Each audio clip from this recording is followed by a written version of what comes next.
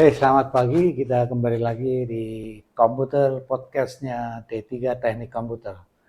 Minggu lalu kita sudah mengundang senior kita, ya kita bicara tentang sejarah D3 Teknik Komputer. Hari ini kita juga akan bedah lagi tema yang lain, yaitu di sini beda jurusan. Biar kalian nanti tahu tuh apa sih jurusan yang kita punya. Nah, di sini sudah hadir narasumber kita, yaitu saya manggil Ibu Ida Aprilia, STMkom. Ya. Nanti saya bacakan dulu CV beliau itu. Dia sudah gabung di D3 Teknik Komputer sejak tahun 2013. Jadi banyak sekali di sini work experience-nya. Jadi dari mana beliau kuliah S1-nya dia di Institut Teknologi Indonesia ya Bu ya? Iya Bapak. Di Teknik Industri. Nah di tahun 2013 dia menyelesaikan S2-nya di Magister Teknik Informatika pada Universitas Dian Nurwantoro.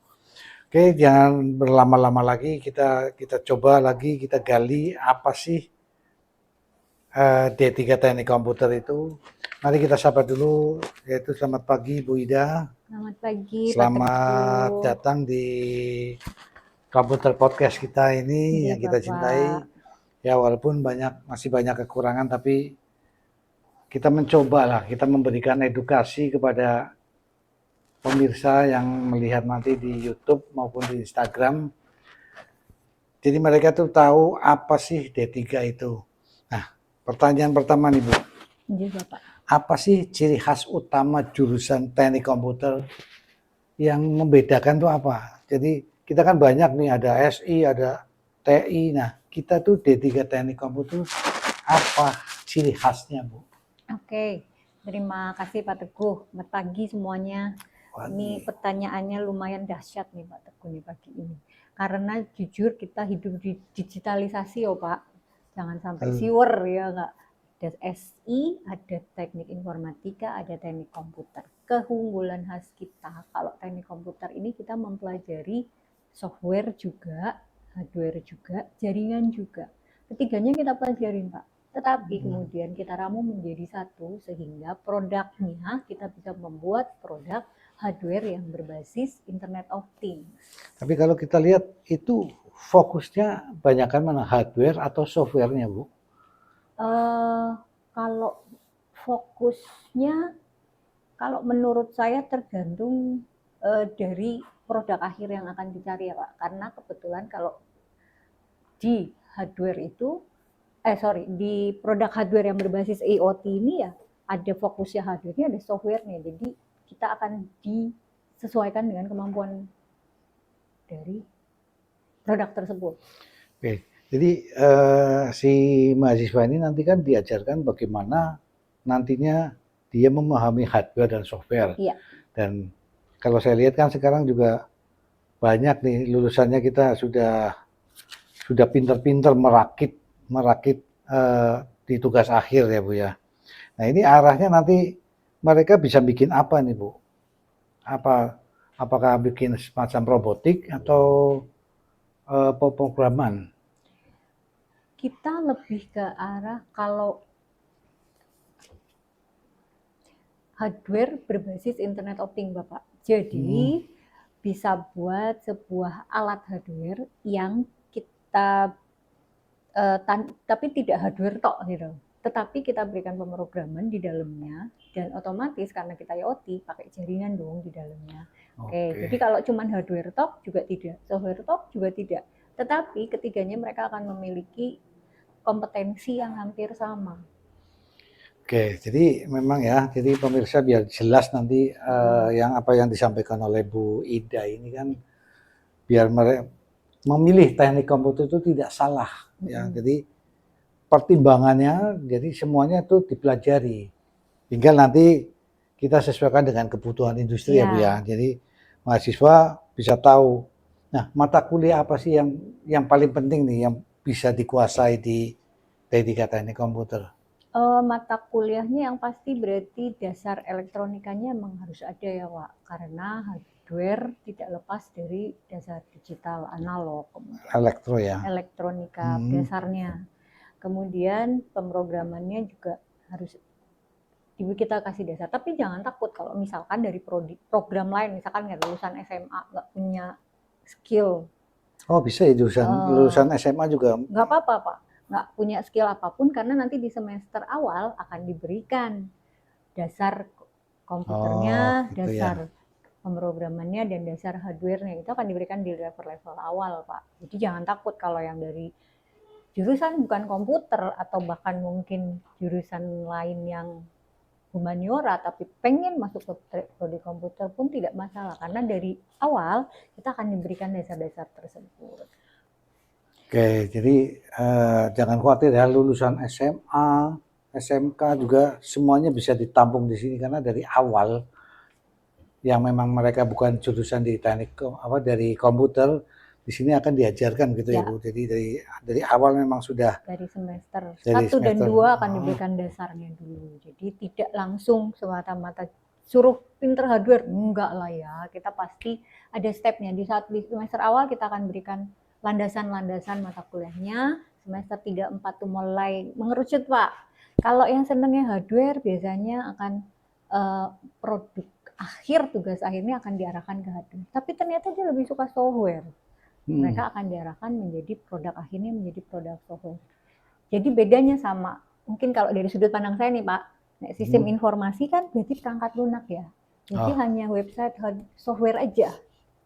Oke, Gitu. ini ilmu ya teman-teman. Jadi biar bisa tahu bedanya di mana. Anda tinggal nanti sesuaikan dengan keinginan ataupun potensi diri Anda seperti apa sih, mau masuk yang mana. Nah, dari teknik komputer ini ya kita tahu perusahaan-perusahaan itu membutuhkan seorang ahli di teknik komputer. Ya. Kompetensi apa sih yang harus dimiliki oleh seorang lulusan D3 teknik komputer ini, Bu? Ya. Kalau ini dari sudut pandang saya nih ya Pak, sekarang masuk ke digital semua. Bahkan semua perusahaan butuh orang yang harus ngecun ke teknologi terbarukan. Teknologi terbarukan sekarang apa? Ya digitalisasi, otomatisasi, atau lebih ke Internet of Things atau semua alat cerdas. Sekarang hampir semua smart city. Jadi kebutuhan yang dibutuhkan, kemampuan atau kompetensi yang dibutuhkan sama perusahaan sekarang adalah kemampuan beradaptasi menggunakan teknologi. Yang pertama, sekarang hampir semua smart city. Ya, kalau yang di semua kota lah, semua beradaptasi. Jadi kemampuan teknik engineering komputerisasi ini sangat dibutuhkan menurut saya. Ya. Kemudian yang kedua adalah pemrograman. Memang sekarang udah ada AI Pak, masukin coding keluar, ya nggak Pak? Tapi tetap saja pengembangan sistem kembali lagi ke sumber daya manusianya tersebut. Pandai apapun AI, nek diterapkan era tepat, nggak bisa. Jadi kita tetap butuh sumber daya manusia yang mampu di dalamnya.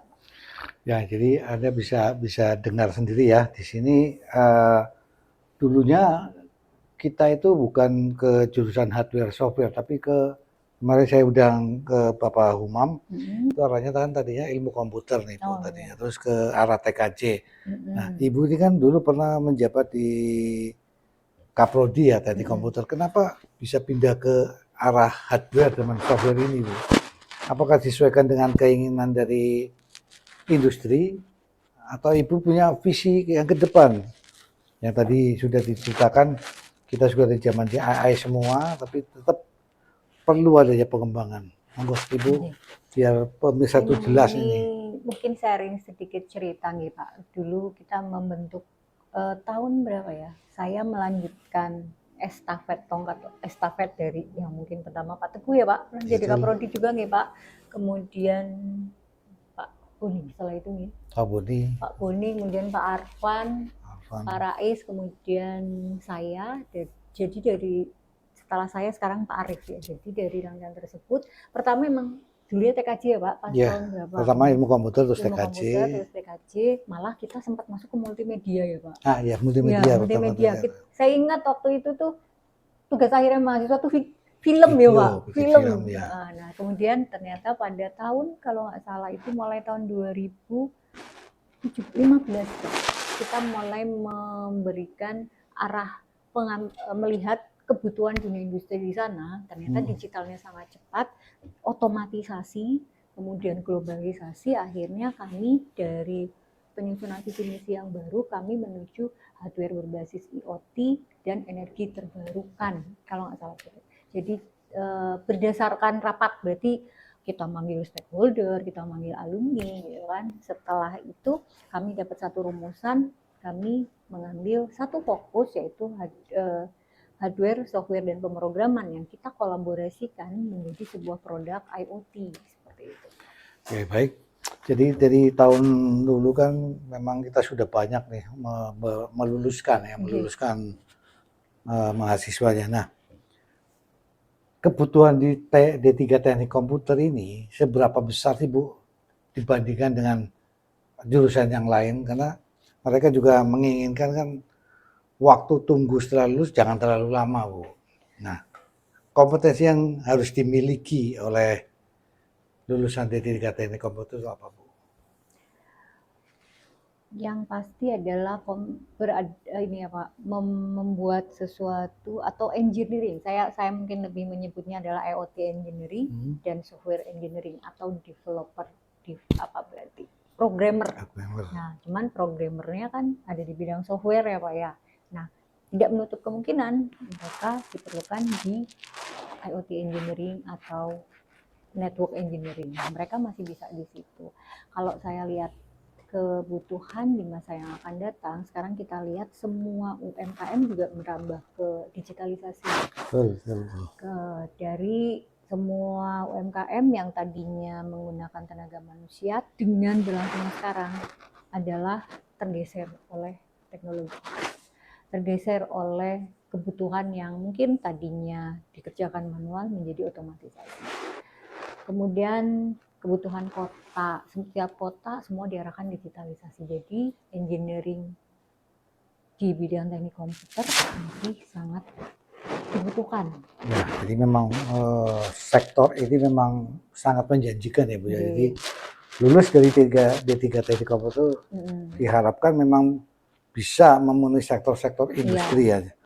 Jadi peluangnya untuk jadi seorang programmer atau di bidang IoT masih terbuka luas ya Bu ya. Terbuka luas sekali. Nah ini kan kita juga menerima juga adanya kelas malam nih Bu. Ya. Kita juga tahu pembelajaran jam 7 malam sampai hanya jam 9. Ya. Apakah materinya itu sama Bu dengan yang kelas-kelas pagi itu? Materinya secara garis besar sama Bapak. Tapi mungkin penyampaiannya kepada mahasiswa karyawan akan berbeda. Kenapa? Karena otomatis waktu kuliahnya yang di malam kan sampai jam 9, jam 10 ya Pak, akan lebih pendek. Jadi materi yang disampaikan substansinya akan sama, hanya beda metode. Bisa jadi metode daring, bisa jadi metode luring, atau metode mix Pak. Jadi kami pengen bahwa seorang karyawan kita tahu pasti sibuk, pasti dia harus punya basic kerjaan di kantor, tetapi dia tidak bisa lepas dari yang di belakang dia mahasiswa seperti itu kan. Jadi kita pengen duanya bisa berjalan bersama, jadi manajer misalkan ataupun jadi karyawan, tetapi dia juga sebagai mahasiswa berjalan bersama-sama. Maka itu jadi kita buat adalah blended. Kalau ditanya materinya sama aja, sama dengan materi reguler pagi, hanya metodenya yang berbeda. Seperti itu Pak, kalau dari sudut pandang saya. Nanti mungkin Bapak sharingnya nanti ya. Oke, luar biasa sekali ya. Jadi kompot memang yang kami buat ini memang banyak untuk edukasinya. Jadi jangan lewatkan ya, jangan lewatkan. Setiap kali tayang itu Anda harus mengikutinya. Nanti juga di TikToknya Ibu Ida juga ada bisa tanya jawab, nanti ada sharing. Nah ini satu lagi ada yang harus saya tanyakan nih, peluang kerja selama ini kan juga lulusannya sudah banyak. Kebanyakan tuh di instansi mana Bu? Apakah di industri, ataukah di perbankan, atau memang tersebar kemana-mana ini? Oke. Ini harus pakai data atau dari sudut pandang saya nih, Pak? Dari pandang Ibu aja. Kalau data kita bisa Kalau lihat nanti dari tracer mungkin ya. data kayaknya kita harus culik-culik tracer, tapi kalau dari sudut pandang saya dan beberapa, saya sering live TikTok Pak, dan yang masuk alhamdulillah beberapa alumni. Ternyata alumni kita ada yang di perbankan. Diperbankannya bukan di ecek-ecek Pak, di pusat, di BNI pusat. Itu ada Mas Aldo. Kalau Mas Aldo nonton, tapi lagi kerja kayaknya ya. Kemudian di Tegal pun ada yang perbankan. Ya, jadi di sektor perbankan ada alumni kita. Kemudian di sektor perusahaan startup. Banyak juga ya, Ya, perusahaan startup. startup di Tegal sekitarnya, bahkan di Jakarta. Alhamdulillah kami mendapat satu mitra dari relasi, akhirnya sekarang menjadi mitra kami, tapi berawal dari info alumni, karena alumni kita kerja di sana, menjadi supervisor di sana, dan akhirnya menjadi mitra itu di Bogor IDC ya. Oke, kemudian ke sektor UMKM, banyak mahasiswa alumni kita Pak yang sudah jadi wirausaha sekarang Pak, yang sudah punya, tadi barusan kita komunikasi, ada yang punya perusahaan startup sendiri, ada yang punya buka servis komputer juga. Jadi jangan dibenak bahwa teknik komputer bisanya servis komputer, tidak. Ternyata ada hardware, software, dan jaringan. Tetapi dunia usaha di sana memungkinkan mereka membuat usaha seperti itu. Gitu. Jadi memang luas ya Bu ya, Setelah mereka lulus, tuh berbagai bidang juga bisa dimasukin ya. Dan ada juga yang lolos PNS Pak, dan sekarang sudah ada di PNS perusahaan. Nah itu, jadi memang banyak ya. Nanti ada kiat-kiatnya nih dari Bu Ida nih. Kenapa sih harus milihnya di D3? Kenapa nggak S1 dan teknik komputer? Tentunya nanti kita perlu kita gali lagi ya Bu ya. Jadi Bapak. kita D3 fokusnya adalah karena cepat ya, karena cepat kuliahnya 3 tahun. Kalau S1 kan ada lama 4 tahun ya Bu ya. Jadi tantangan di sini kalau saya lihat memang D3 kan kebutuhan ASN juga banyak ya. Iya, benar Pak. Saya lihat tahun-tahun kemarin juga lihat kebutuhan ASN untuk D3 teknologi banyak sekali ya. Nah ini yang Ibu harapkan nanti lulusan prodi D3 teknik komputer itu bisa apa aja Bu? Bisa kaya yang pasti ya Pak ya. Oh, bisa kaya. Nah, ini bercandanya begitu Pak. Yang pasti satu Pak, alumni kita harapkan bisa beradaptasi dengan standar sekarang. Bapak tahu sendiri sekarang judulnya adalah Gen Alpha yang kerja di sana nggak betah, kerja di sini nggak betah. Ya memang era transformasi digital gitu ya, Bu ya. Saya berharapnya bahwa alumni D3 Teknik itu tangguh satu. Jadi PNS oke, wirausaha juga oke, masuk startup pun oke, karena tangguh itu yang sekarang dibutuhkan saat sekarang. Software akeh programmer. Tapi programmer sing koyo apa, Pak? Nah, itu yang harus engineering tahu IoT ini. Banyak tangguh, yang adaptable, yang mungkin pengen ya, siapa yang nggak pengen gaji gede, tapi kan punya kompeten. Nah, untuk masuk bisa kompeten kan berarti setiap di semester apakah D3 Teknik Komputer mengeluarkan sertifikasi, Bu? Ya, kami punya Pak. Jadi target kami setiap lulusan minimal 2 sertifikasi kompetensi BNSP. Jadi yang oleh pemerintah. Itu berlakunya berapa tahun, Bu? 3 tahun biasanya. Jadi habis lulus, misalnya mereka punya Serkom minimal 2. Apa aja tuh Serkomnya yang Ada, biasanya? kalau yang biasanya tiap tahun akan berubah ya Pak, tetapi yang berubah-ubah atau tetap? Sesuai kebutuhan Dudi biasanya kami. Kebutuhan Dudi. Nah, tahun kemarin adalah pemrograman dan jaringan. Tetapi kami juga membekali mereka dengan Serkom dari industri. Kemarin kami bekali dari Huawei, kemarin kami bekali dari data science. Ya. Nah, jadi kompeten itu perlu, tetapi biasanya perusahaan tahu kompeten dari mana, gitu kan Pak. Otomatis kita keluarkan sertifikat yang BNSP ataupun dari non BNSP. Biasanya kami dari sebuah institusi atau dari perusahaan. Ya, kita tahu memang setiap profesi yang memang untuk keahlian itu memang butuh sertifikasi ya Bu ya. Ya, Nah diharapkan kan UHN ini juga bisa mengeluarkan sertifikasi yang memang diperlukan oleh ya. manufaktur, telekomunikasi ataupun industri yang lain lah ya. Hmm. Itu kira-kira untuk kedepannya D3 Teknik Komputer yang Ibu harapkan itu seperti apa? Kami mengharapkan D3 Teknik Komputer ini bisa memfasilitasi mahasiswanya dalam belajar yang pasti secara sarprasnya. Kita sarprasnya udah bagus banget. Kalau tidak dikembangkan berdasarkan kebutuhan didik eman-eman. Kita ada 6 lab, kita ada saya dengar juga lab hardware-nya sudah juga ter-ISO, punya ISO 9001 nah 2015. itu kelebihan dari lab kita ini. Eman-eman kalau kita nggak mempersiapkan mahasiswa kita dengan kompetensinya, dengan sarana yang ada sekarang. Ada kemudian yang kedua adalah secara jiwa kepemimpinannya ada Pak. Karena setiap kita adalah pemimpin ya Pak. Tinggal jiwanya saja kita bangkitkan. Setiap kita adalah pemimpin. Jadi makanya tadi saya bilang mungkin ya, yang berkali-kali saya bilang bahwa alumni yang tangguh dan kompeten. Otomatis dimanapun nih, mau di bidang wirausaha, mau di bidang startup ataupun di ASN, insya Allah 3 ini menjadi modal Pak. Nah, itu memang harus seperti itu ya pemirsa. Jadi mahasiswa di D3 Teknik Komputer bukan hanya sekedar berangkat pagi, pulang siang, pulang sore, hanya kuliah pulang, tapi memang diharapkan D3 Teknik Komputer mereka sudah mempunyai kemampuan ya, karena di sini kebutuhan di bidang manufaktur, otomotif dan telekomunikasi banyak sekali ya Bu ya. Ya, nah jadi di sini kita juga sering lihat, apalagi saya yang paling lama di D3 Teknik Komputer tuh lulusannya sudah banyak yang membuat produk-produk nih Bu.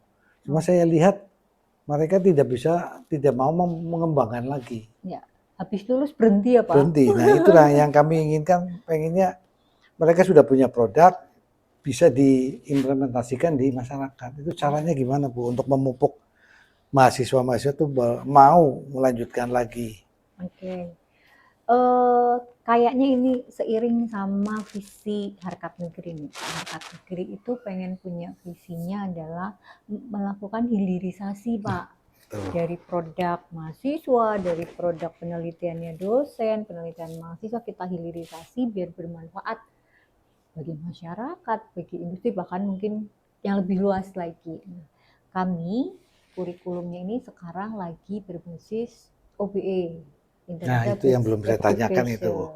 Kemudian nanti kami arahnya kemana? Kami arahnya ke Teaching Factory Bapak. Teaching Factory adalah kita punya lembaga nih yang memang memproduksi sesuatu produk.